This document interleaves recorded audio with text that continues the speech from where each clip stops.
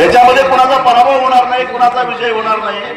इथं शेतकऱ्याचा विजय होणार आहे, त्याचे आपण सगळे साक्षीदार करणार आहोत.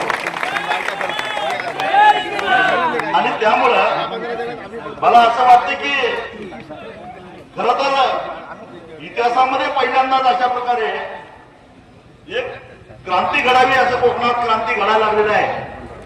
आणि या क्रांतीचे सगळे आपण साक्षीदार आहोत. याला दृष्ट लागून देऊ नका, एवढीच माझी तुम्हाला सगळ्यांना हात जोडून विनंती आहे.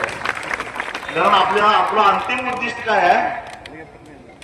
इमानदारीनं शेतामध्ये राबणाऱ्या काजू उत्पादकाला आणि आंबा उत्पादकाला न्याय मिळवून द्यायचा आहे, हे लक्षात ठेवा.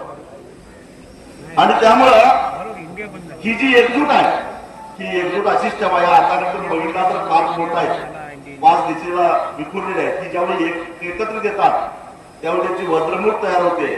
आणि ही वज्रमूठ एखाद्याच्या थोबाडावर हाणले तर 32च्या 32 दात काढायची ताकद त्या वज्रमुठीमध्ये तयार होते. पण आपल्यामध्ये असणाऱ्या ताकदीचा जेव्हा बोटामध्ये अहंकार निर्माण होतो आणि त्या बोटांची एकजूट सुटते, तेव्हा ती 5 दिशेला पुन्हा विखुरतात. एका बोटाला एक दात पाडायची, थोडा हलवायची सुद्धा ताकद राहत नाही. आणि म्हणून ही एकजूट महत्वाची आहे. ती कधी नव्हे, ती कोकणामध्ये तयार झालेली आहे, ते जपून ठेवा.